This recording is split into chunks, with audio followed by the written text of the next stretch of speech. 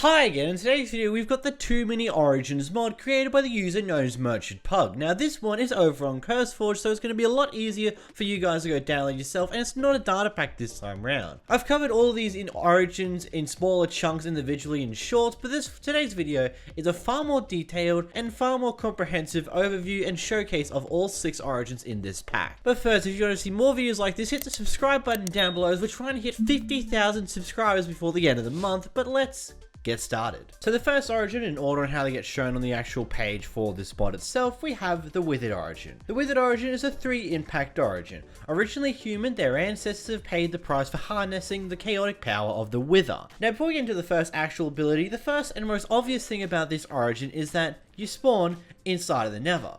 Now I've pretty much stated my thoughts about Nether spawning Origins.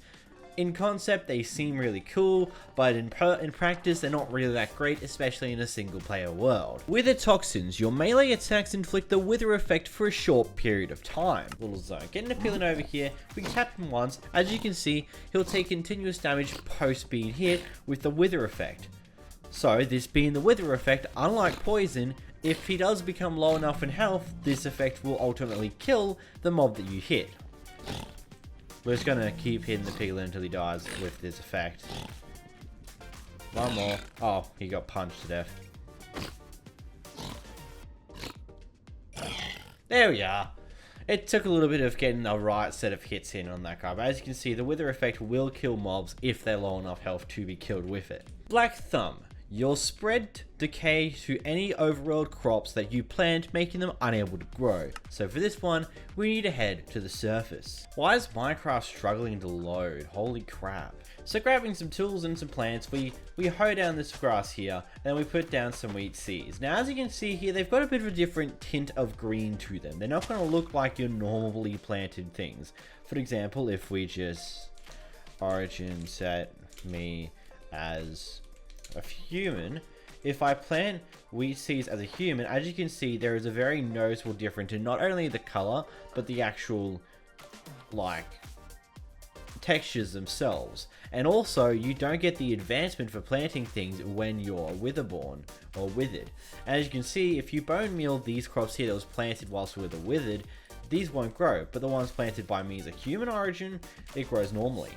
And then to further your difficulties with getting yourself foods, you also have wariness. As animals are wary around you, you are unable to breed animals like normal. This basically just gets rid of your ability to multiply your cows, to multiply animals you have. We go back to creative mode here, we get ourselves a bunch of... The cow will look at us, but he's not going to really care too much. Like, there is the effect of the cow will actively look at you when you're holding wheat for a brief moment. As you can see the reaction, he immediately looks at you, but then after a bit he's not going to care because he doesn't want to accept it from you.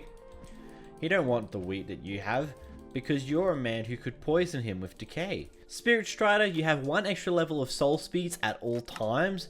This pretty much means that whenever you're walking on soul sand and all that, you will have some soul speed bonuses. And it doesn't require you to even have armor in the first place. You can have no soul speed. As you can see, the effect's taken in place. As I see, I'm walking on it, my FOV is normal. The moment I walk on, you see my FOV starts getting wider as I move around on the soul sand. Soul shield. When you're at 50% of your maximum health or below, you create a soul projection around yourself, making yourself more resistant to damage and immune to projectiles. Getting ourselves out of pillager here, putting him down, and we go back to survival mode. As you can see, he'll start shooting at us. Come on, come on. Oh, you can't hit me anymore. And as we've dropped below half health, his hits are now completely redundant. And whilst this guy sits here shooting at me, we'll look at the next ability. The next ability is Immune Veins. You're just immune to wither effects. Pretty obvious, that one should be, it's just stock standard with a Withered Origin. The next Origin we have is the Dragonborn. This is a single impact Origin. Half human, half dragon. Their ferocious breath and structure makes the inhabitants of the end bow before them. Dragonic Breath. You're able to conjure a ball of armor-piercing draconic flames that leaves lingering counts whenever it lands. This is your primary ability. You look away from things such as these, which we'll get to in a brief moment. You press your primary ability button. you can pretty much use the Ender Dragon's Dragon Breath. This is not the explosive type of Dragon Breath that you see in other Origins. This is more of the simple Ender Dragon based Dragon Breath. This does mean that though, if you do use it to, let's say, this guy down here, you see the pig gets killed with the Dragon Breath. With Smith's Touch, you can light furnaces, campfires, and brewing stands with your breath alone. So grabbing all this stuff here, if we press our primary ability on these, you can light a soul campfire, normal campfire, which you can still use your other ability at the same time. It actually has 2 different bars. Furnace, which is now cooking that stone that's in there. Blaster, or smoker, which is now cooking the food that was in there. The blast furnace, which is cooking the iron that was in there. And then the brewing stand, which was pretty much making ourselves some awkward potions. And now the campfires will stay on indefinitely. I believe the furnaces will continue cooking until they've cooked everything. And yeah, the brewing stand has now got a full stick of blaze powder, like where you would normally have a blaze powder thing in there. Instead, it's just your breath that's done that. And as you can see, the blast furnaces, the smoker, and the furnace are cooking away, using your fire breath in order to pretty much indefinitely cook things for pretty free. Carnivore, your diet is restricted to meat and you cannot eat vegetables. Ultimately, this is very helpful when it comes down to the fact because you can cook your food far easier because you're going to need it, because you can't eat any form of vegetables. What you must be eating is good old meat. Anything else is completely unedible to you, and you're going to need to feed yourself though, because you have 2 extra hearts on top of your usual human amount. We got the steady stance. You stand strong and proud against your foes, and you'll therefore take absolutely no knockback from anyone's attacks. Great way to show that is if we summon ourselves an Iron Golem. You see, with Iron Golems, usually you get flung up in the air when you take a hit from him, but if he hits me, you don't get flung anywhere. In fact, you instantly die. Loose scales. Because some of your scales are loose on the back, when you get hit from behind, you take more damage. As you can see, when he's attacking us from the front, he does about a heart and a half of damage. When he attacks us from the back, he's doing 2 hearts of damage pretty consistently.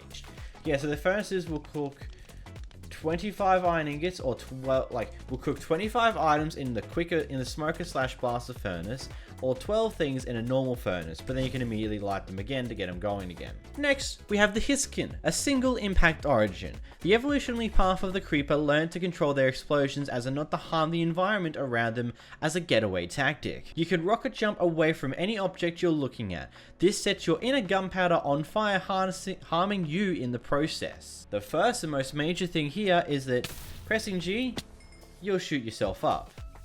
You do it in a very small space. Like I say, you can do it nicely. You can just use it to launch yourself around. But keep in mind, you will take damage from your own hits. Keep in mind, it will direct you in a pretty dependent direction depending on how you shoot. You shoot it forward, you're going to shoot yourself backwards. You shoot it down, you shoot yourself up.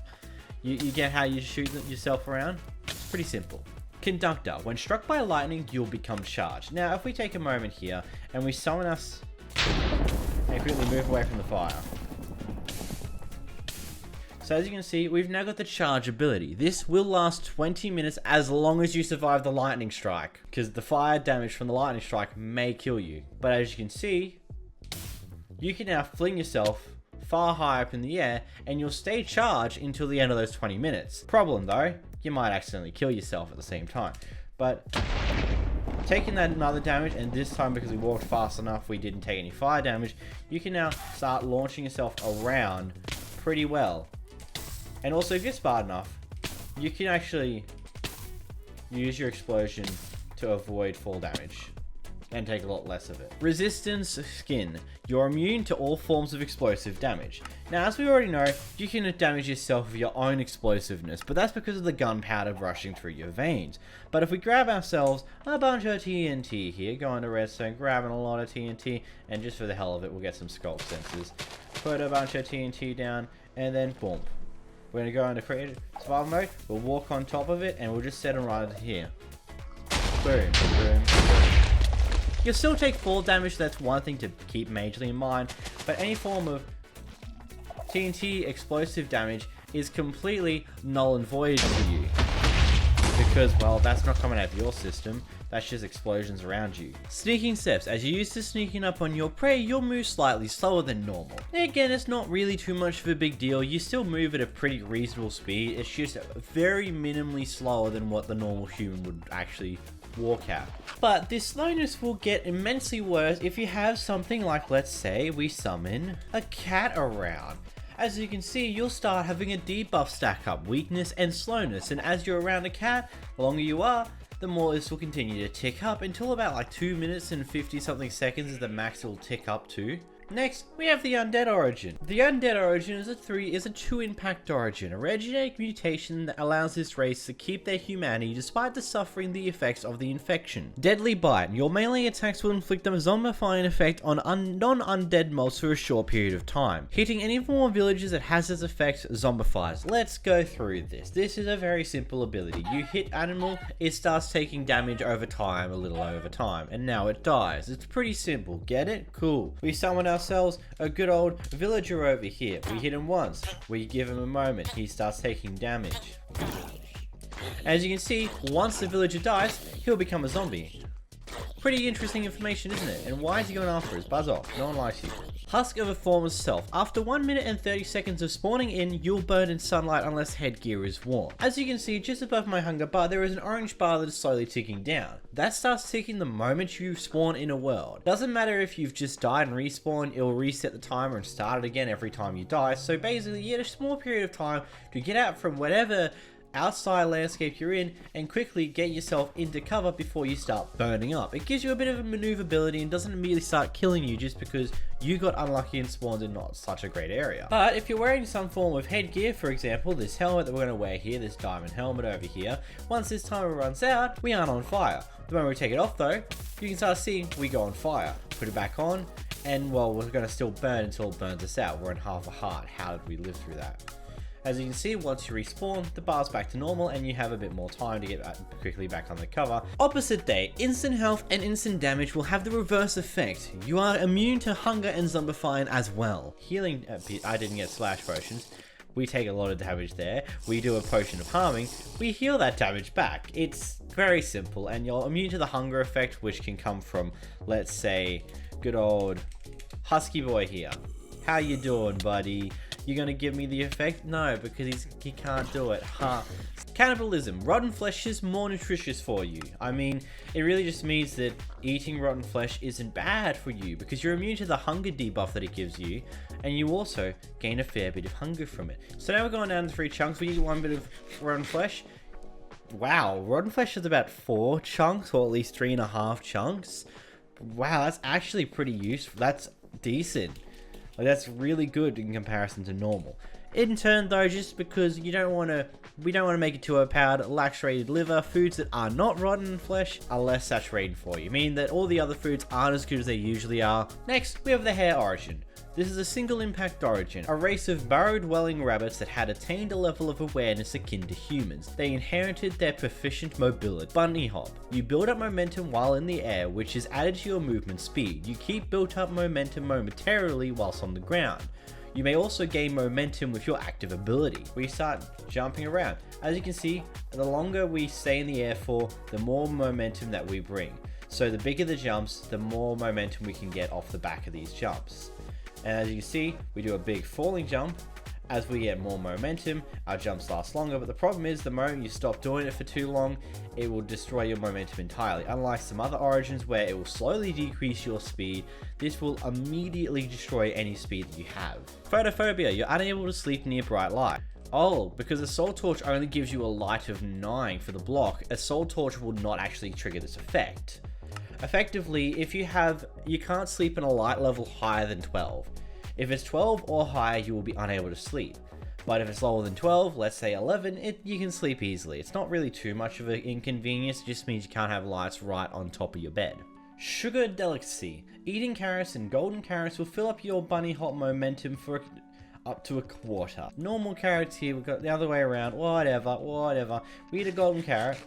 As you can see, it will build up to, it will do a nice chunk. You can't eat more food than that, unfortunately. Once you get started, you can't eat food, which is a weird one. Moon leap, while sneaking, your jump height has increased.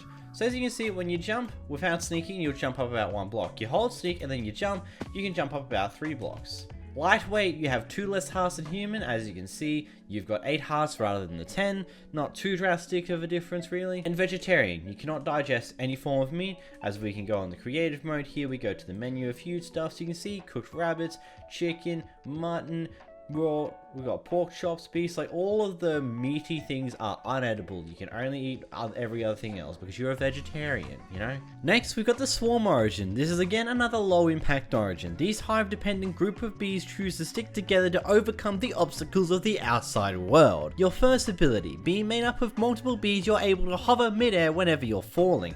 This just allows you to hold space and you can float for a short period of time until you inevitably get dropped back down to Earth, and then it recharges back up. But it just gives you the ability to hover around. Of course, keep in mind that you will have to hit the ground again before it recharges, but an interesting thing you can do with this is you can use it to...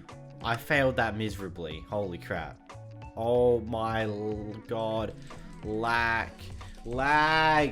Why?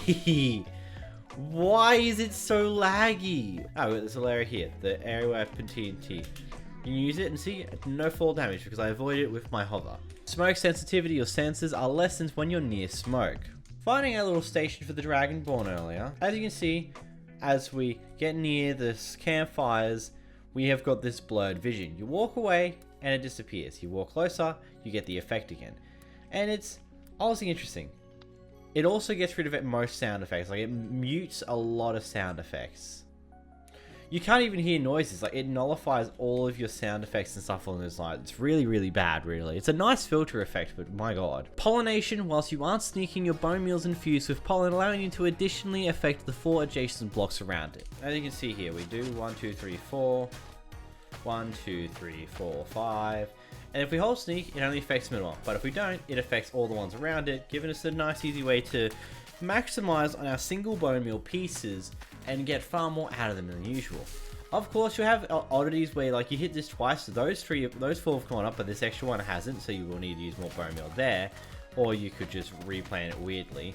But ultimately, you'll get, wow, that's a bit of an unlucky one there.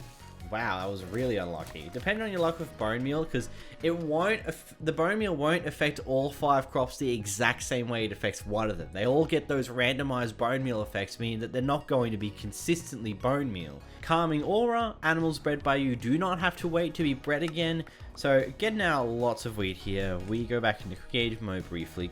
Get ourselves a cow. 1 and 2. Go back to survival mode. 1, 2. Let's go.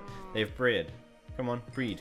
And then we can go another one, and another one, and another one, and another one. You get it. You can indefinitely breed the animals.